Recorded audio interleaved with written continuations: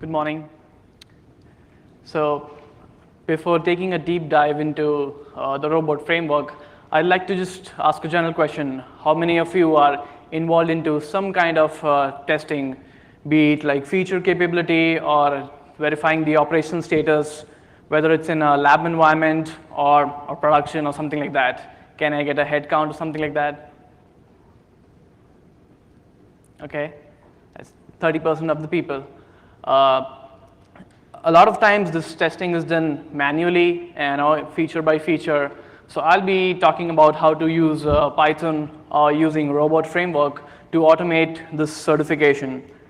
A lot of times there are several code revisions for different devices, be it a router, firewall, load balancer, and there are bugs in a particular version and then our next version is rolled out.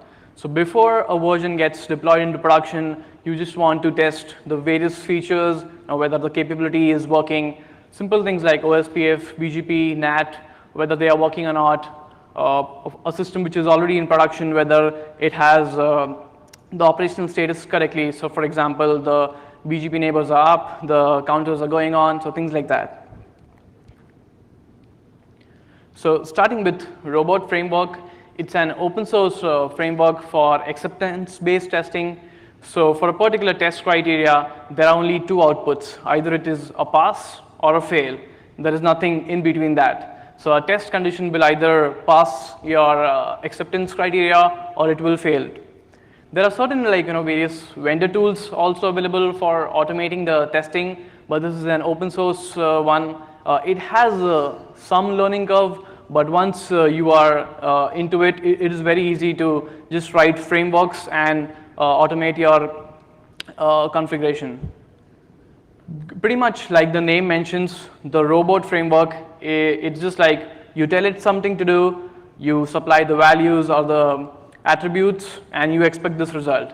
So it's pretty much like that. It's driven by keywords, so you just want to say, check whether BGP neighbors are up, check whether NAT is working or something like that. The underlying implementation is done using Python or Java, and the networking industry is definitely inclining towards Python for all types of automation.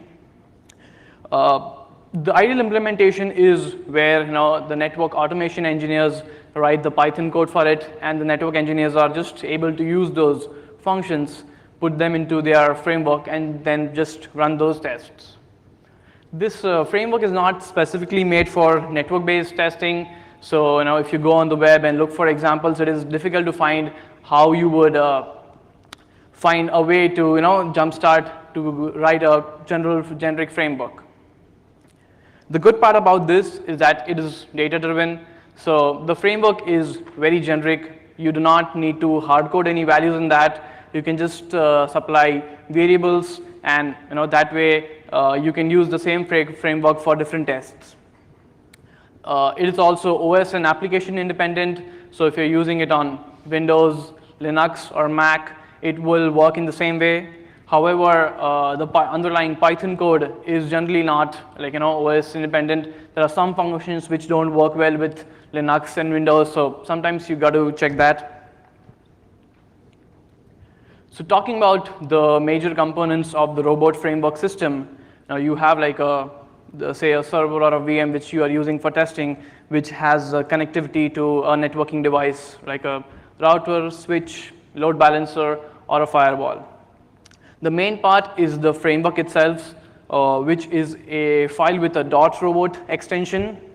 It has certain dependencies and settings, parameters to define the configuration files, the variables, which libraries are being used. And then you have a series of test cases. Each test case has a keyword which defines what the test case is, what you intend to do, and then you supply the variables that you want to send to that function. It uses the underlying Python code for that. The functions inside the Python code are of the same name as that of the keywords. So if you're using a particular keyword in the framework, you need to have a Python function for that in the underlying Python code.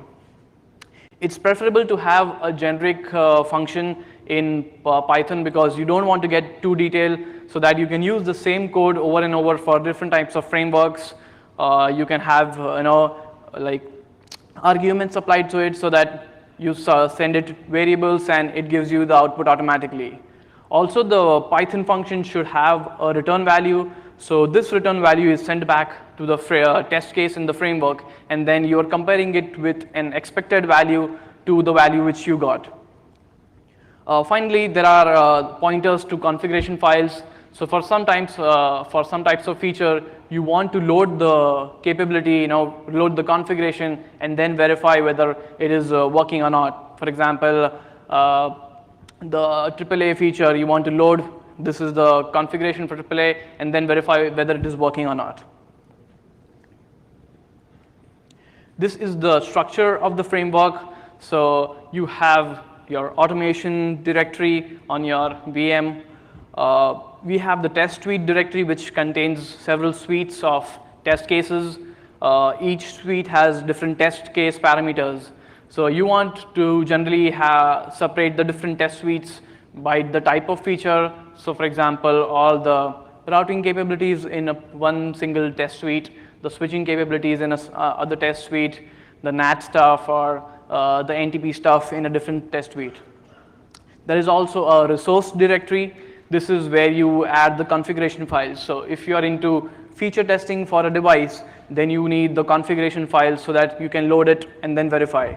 If you're just checking the operational status of a device already in production, then you don't want to load any configuration. You don't need any such files. You just are verifying the status of different outputs. There is the library directory, which has the underlying Python code. You can have different Python codes and just point them in the framework itself, or have all the functions in a single Python code. Finally, there is the variable directory. It generally just contains one YAML type of file, so you have the different variables and the values that they hold. So for different types of testing, only the variable file has to be changed. So you might want to change the IP address, the username, credentials, or something like that. Running the robot framework is pretty simple. You first install it simply by pip install robot framework, and then you use the robot keyword to run that robot extension file. After running the robot file, the good part about it is that it provides you a HTML-based report. It contains the details of how the test went, each test case, whether it passed, whether it failed, what exactly failed in that. So this is the format of the framework.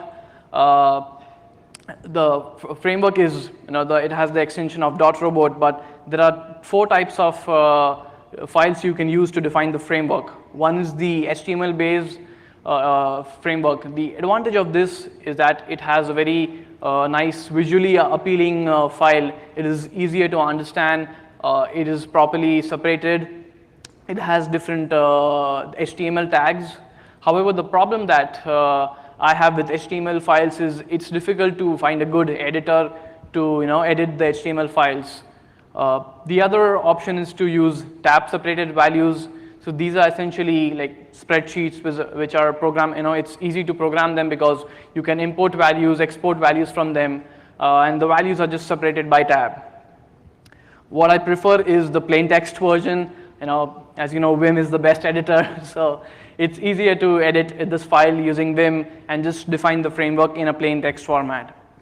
There is also a restructured format available. Several Python documentation is generally written in this restructured format, which is a balance of like plain text and HTML based version. In this, you have the Python code, the framework, the variables, all in a single file. This is the structure of the framework.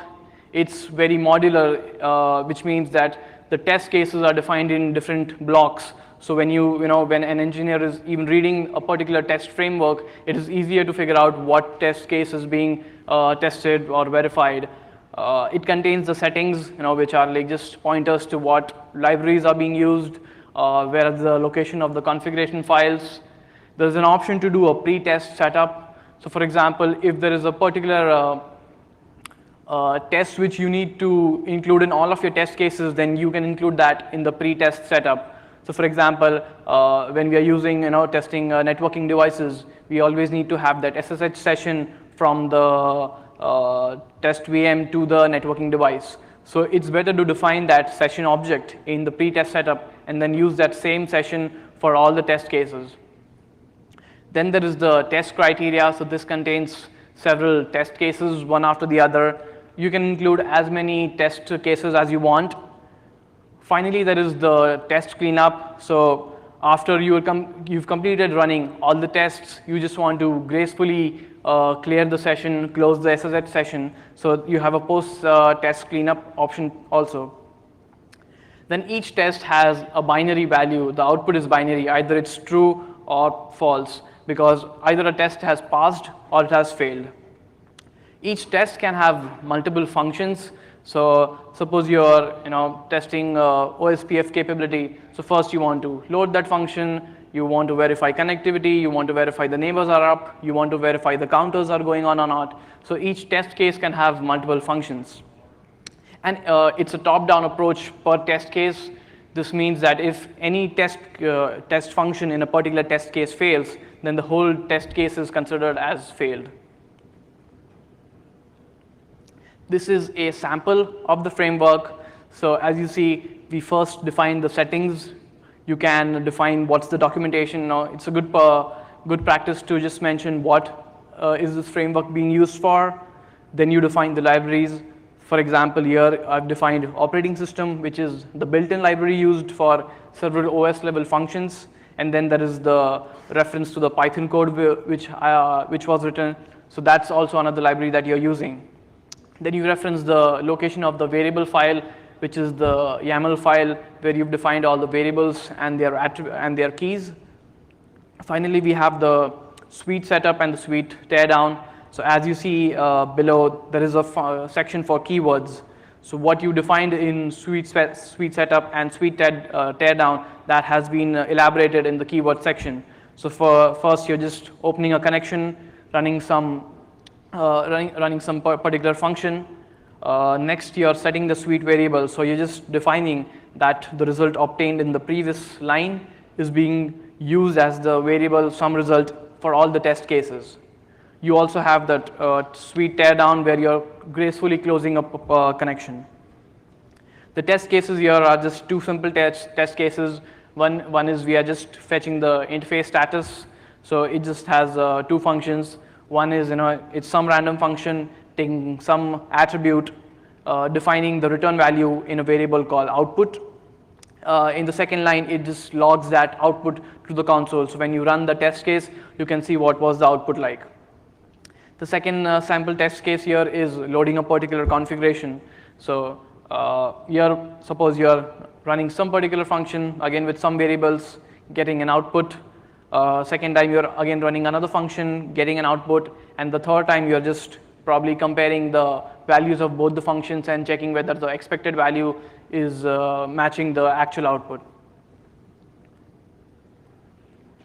These are the robot command options. So when you run the robot file, there are several options available to run.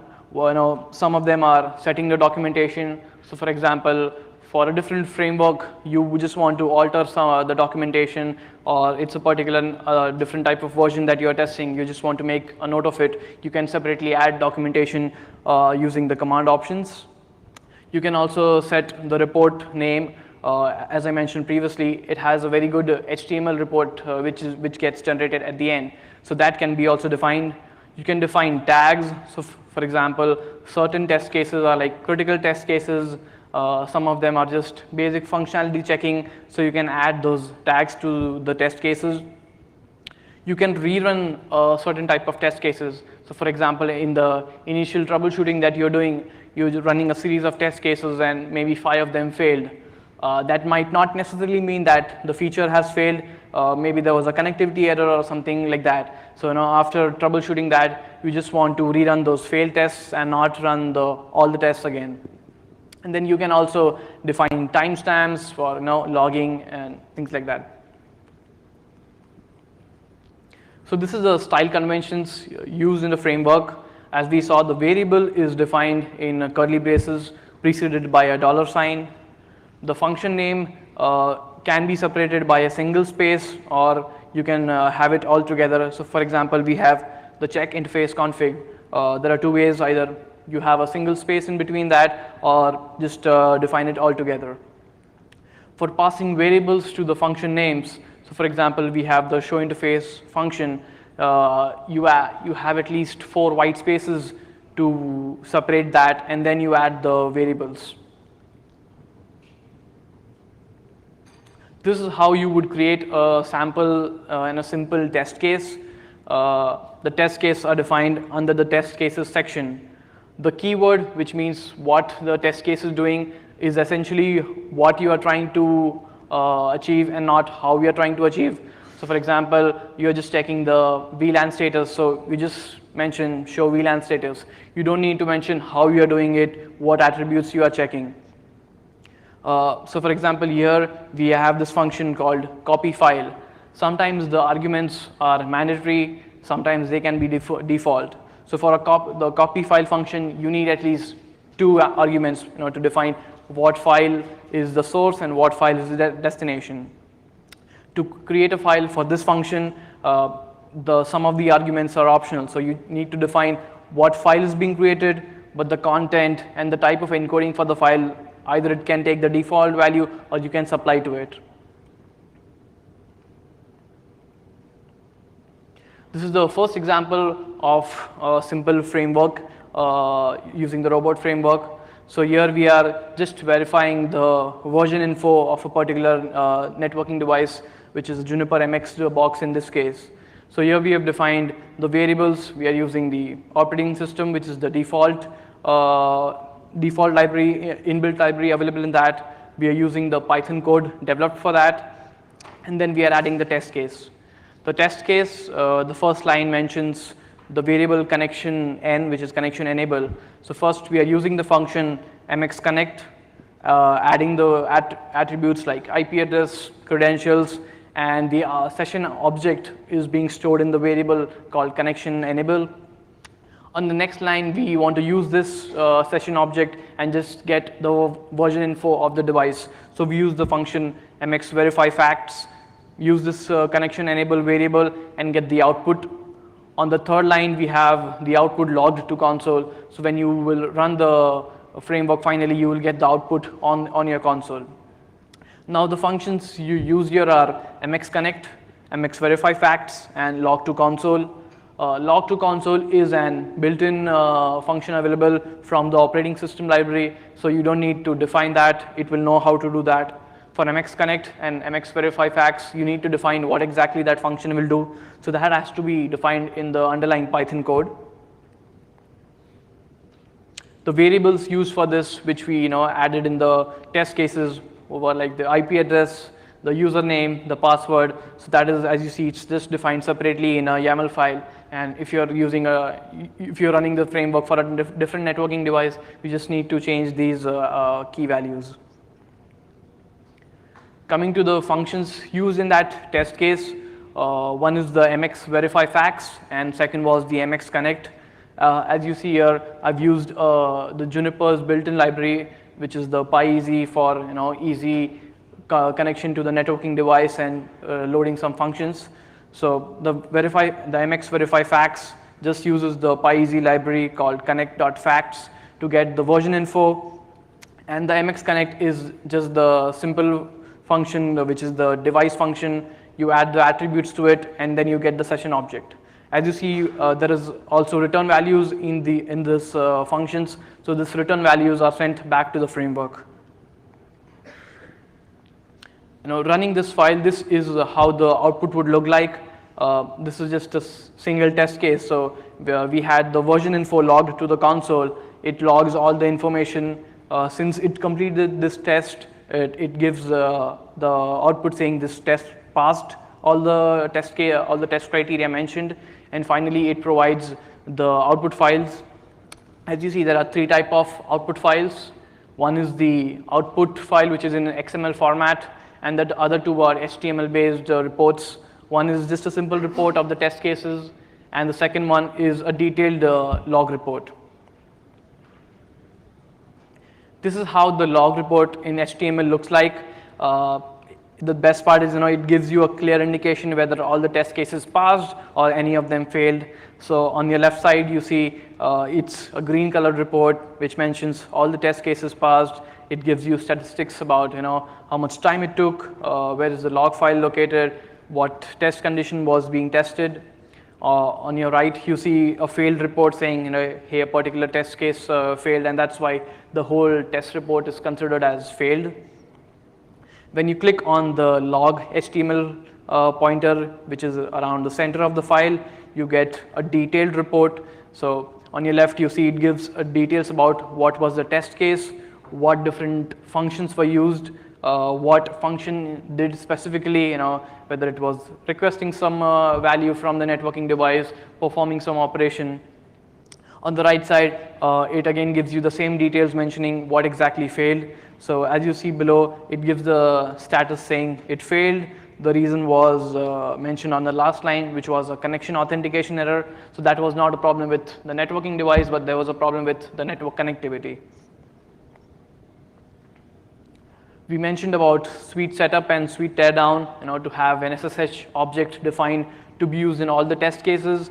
So here we are using this sweet setup and teardown, which is the first is open connection to the Junos box. It's defined below and under the keyword section. So what we did previously in the first example, just connect using the session object to connect it to the box and use that session object for all the test cases. We are just defining it here so that it can be used for all the test cases. Towards the end of the test, you want to gracefully shut down the connection, so you use the disconnect function to close the SSH session gracefully.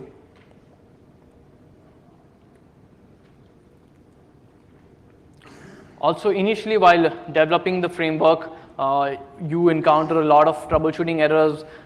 It does not mean the networking device has failed.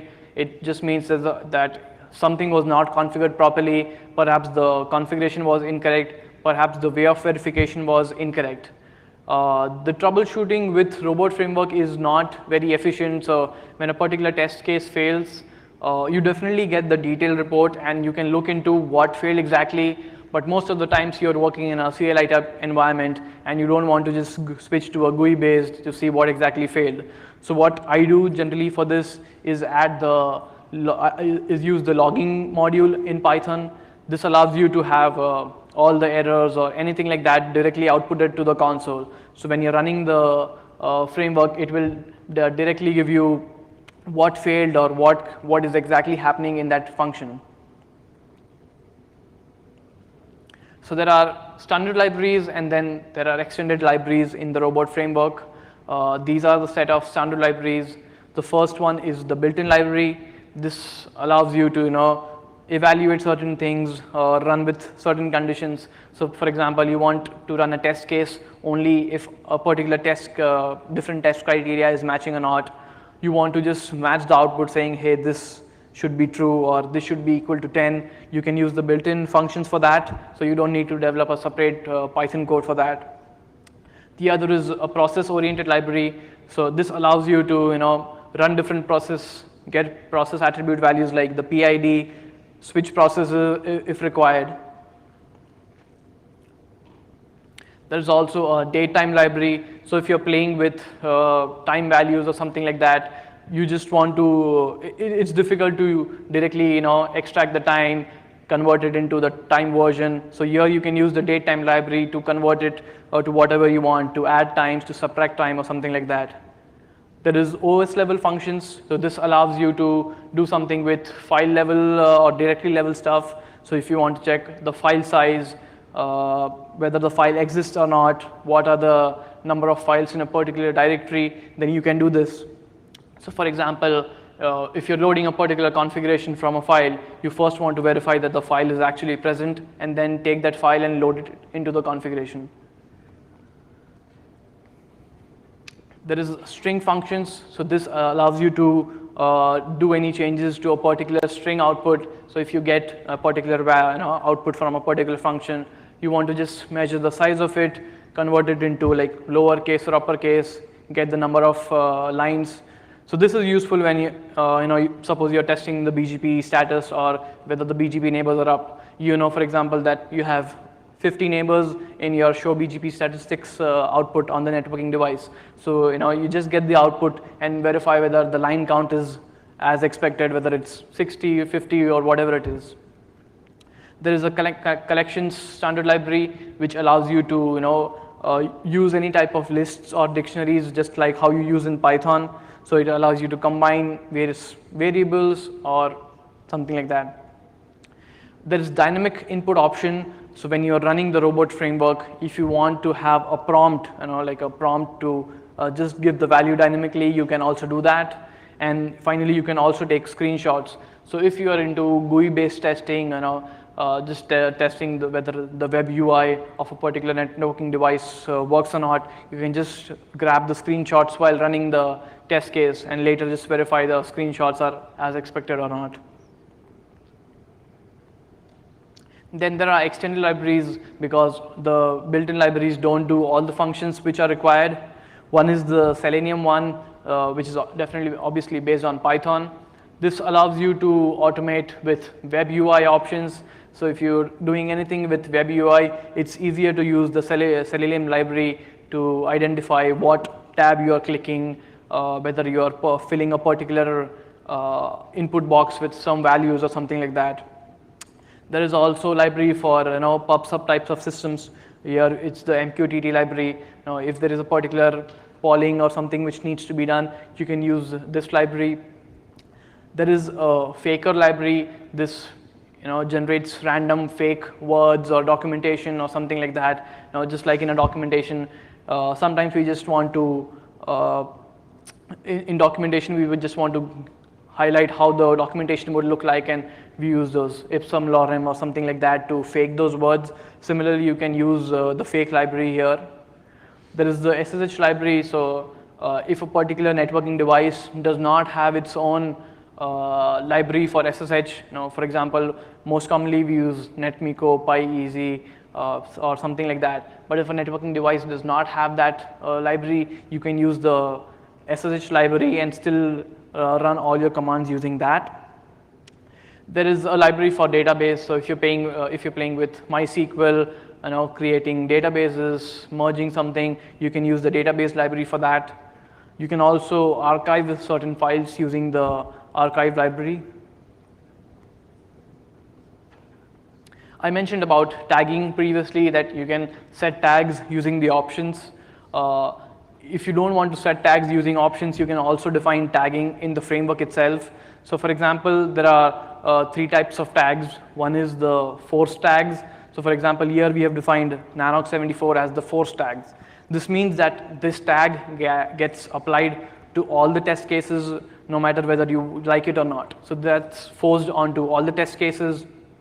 Then there are default tags. So here we've defined user1 and security as the default tags. So for a particular test case, if you have not defined the tags explicitly into that test case, it will use those default tags. So in the test case, we see for the first test case, just a sample test case, we have not mentioned any tags. So it will have the forced tag value, which is NANOG 74, and it will also have the default tags because you did not mention any tags. For the second test case, you're mentioning the tags like Canada and network. So it will use the force tags because it gets forced onto all test cases, and then it will use the tags mentioned here. It will not use the default tags here. So this helps to separate different type of test cases. If you want to have certain test cases critical, certain test cases specific to switching, certain test cases specific to routing or peering or something like that. So you can set those tags, and when you run the whole test case, when it fails, you identify what feature is not working. Using editors, I personally prefer using Vim. It's simple to use enough for editing the framework file, but there are all these types of editors available, Eclipse, Sublime. Some people still use Emacs, so you can still use them to edit the framework file. This is the example 2 of how the framework would look like. So here we have taken the example of SNMP polling. Here we are loading a particular configuration and verifying whether the SNMP polling is working or not. So in the first test case, there are like 8 to 10 different lines. Now, what we are essentially doing here is, before loading the configuration, we are just verifying that the SNMP walk feature does not get any output. So here we are setting the variable to 1, which is the SNMP version 1. Later in the function, we are also setting it to 2C, so we are checking the SNMP version 2C for that. What we are essentially doing is that we are running the SNMP walk function, supplying it attributes like the IP address, a particular community value, and the version value, and then getting the output of it. On the subsequent lines, we compare the output to the expected value. So before loading the configuration file, we would expect that the output should contain a timeout response, because without the configuration, you won't get any SNMP polling. So that's what we are doing essentially before loading the configuration. In the last 2 or 3 lines of the first test case, first you see the file should exist. So when we are loading the particular configuration file, you're just verifying the file is existing. On the next line, you're loading the file and committing the configuration. And on the third line, you're just verifying whether the commit was done properly or not. In the second test case, we are verifying whether the SNMP polling feature worked or not. We are doing it for IPv6. So now we use those same test functions which we used previously. So like set variable SNMP walk. This time the configuration has been done correctly, so we expect that the output should not contain timeout response. Instead, it should give us certain value. So for example, here it should give like Juniper networks or something like that. At the end, you don't want this configuration to be on the box forever, so you just roll back the configuration. These are the variables used for that sample framework. We had IP address, username, credentials, the SNMP IP address, the community values. One was the wrong community value, one was the right community value for checking whether it's working with the right one and not the wrong one. And then the location of the configuration files. This was the Python code used for that, so we just had to use 3 functions. All the other functions which we used in the framework were pretty much built in. So first is the SNMP walk function. As you see here, the SNMP walk function in Python, it uses subprocess to actually use the SNMP command in Linux. It gives the variables, the arguments for that. So like the version number, the string, which is a community, the IP address, and gets the output, returns it back to the function. The second function we used was the loading of the file and committing that. So it was the load, set file, and execute. So we used the Juniper's library to do that. So we just using the connection variable, which is the SSH object, which was used previously, and loading the configuration file into it, and finally committing it. The third function used here was the rollback function. It simply does the rollback on the configuration. There is also an option to add loops, and just like how we use loops in Python, we can use loops in the robot framework if you have certain repetitive tasks to do. This is the syntax for that. However, I personally do not prefer using loops in the framework because it makes it messy, it makes it difficult to read. I prefer having all the logic in the Python code itself. These are some additional tools available with the robot framework. So if you want to do something with the XML output that you get, you can use the rebot tool. You can merge different reports so that if you want to submit it to your leadership team or the executives, you want all the reports to be combined together and then sent to them. Sometimes I'm lazy. I do not write a lot of documentation inside the code. So you can use the libdoc feature to generate documentation. What it does is that it identifies the keywords used in that and automatically defines a set of documentation for that. You can also use dbbot. So this helps if you want all the reports sent directly to a SQL database, a SQLite format. So you can store all the reports together, merge the different reports in a SQL format. there's a very nice additional tool which is a robot coder. So if you're working with web UI or something like that, you don't want to write the framework from scratch. What you can do is that you can launch this robot coder tool.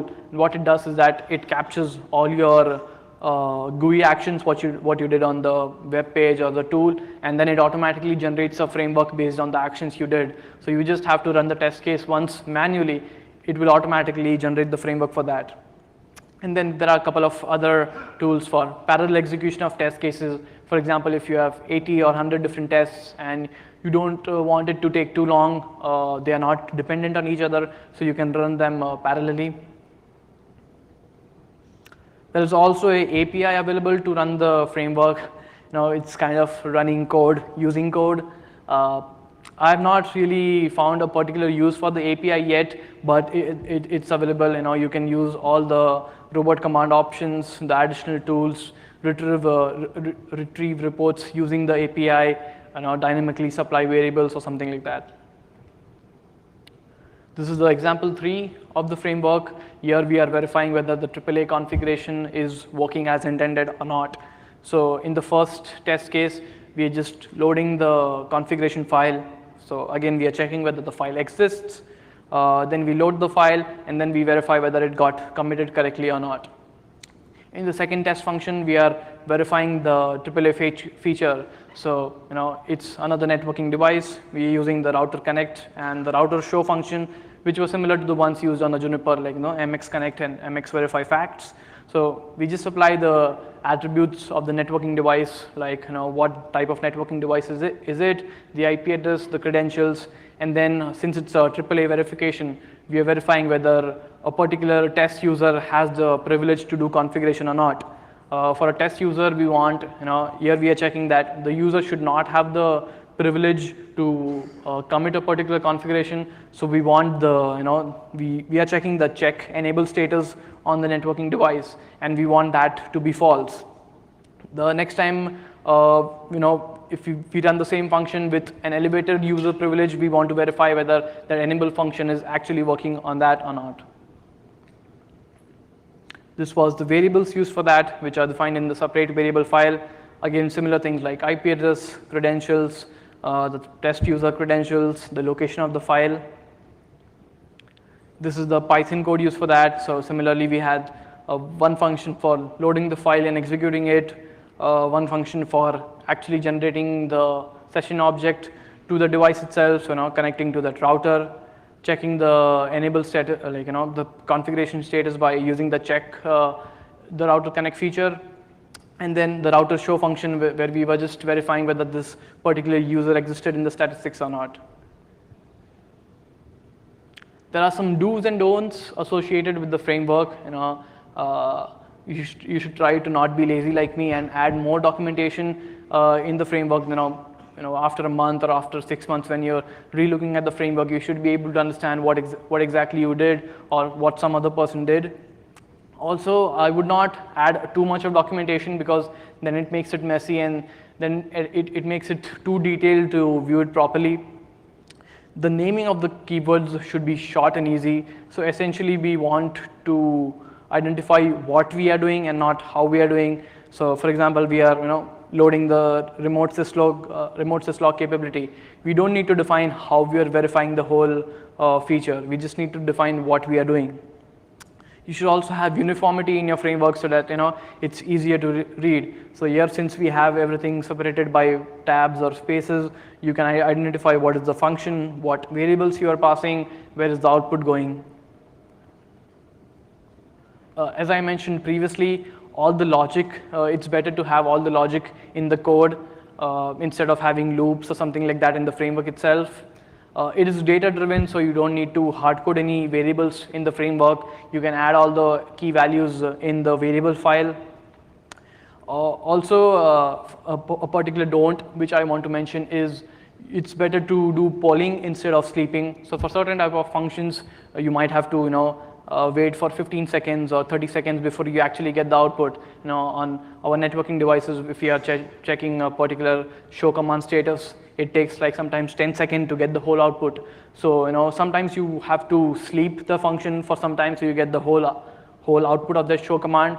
But instead of sleeping, you can what I actually do is that do a polling, which is wait till the creation of a particular file, so that that helps to run the framework faster and not just have it idle or sleeping.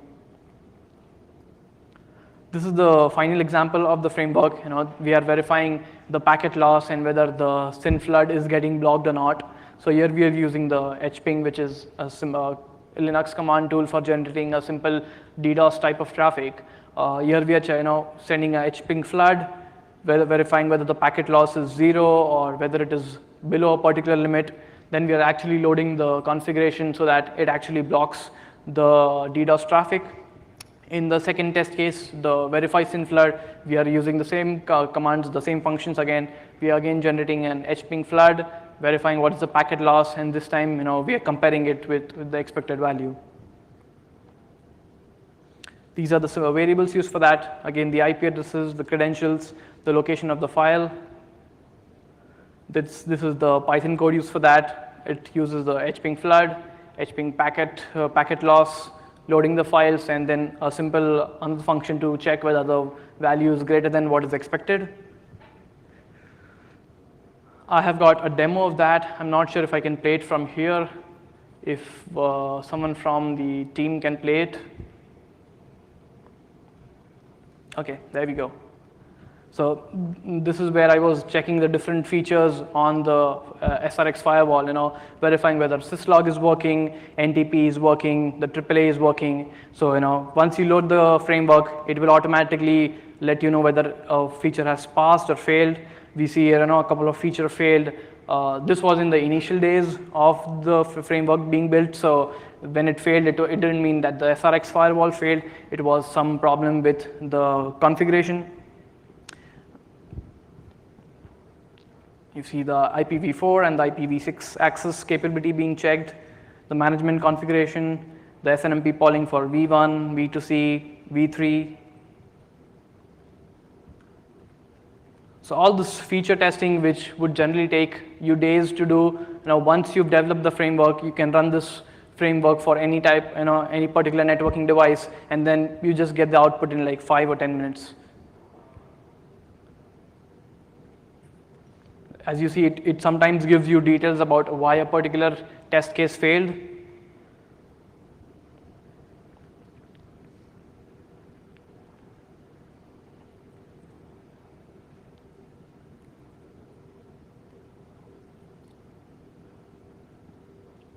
Some test cases do take a while, like 5 or 10 seconds to run completely. Sometimes they are polling, sometimes they are getting the whole output and matching to the expected value.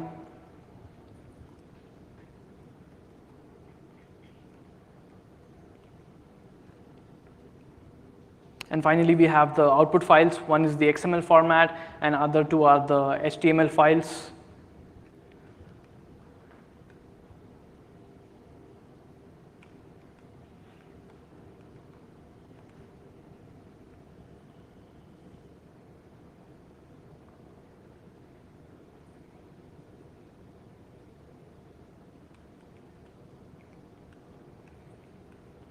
So this is the report. It gives you an overview whether test cases, whether all of them passed or failed. Here it shows that 5 of the critical test cases were failed, how much time it took, and then it gives you the option to go more detailed into the log file.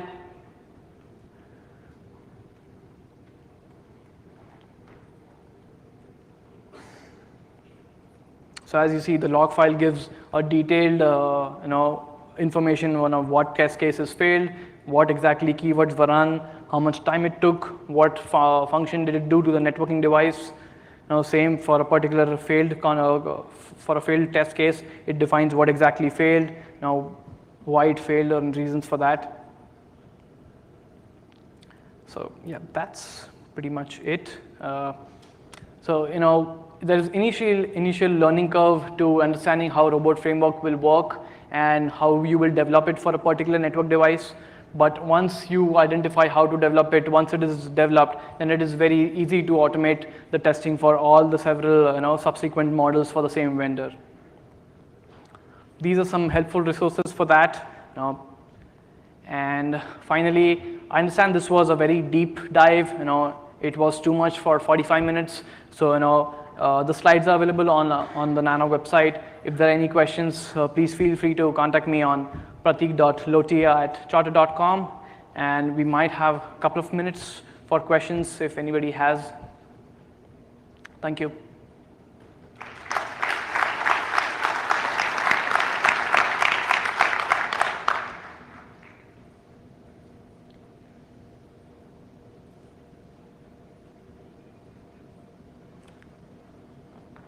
All right.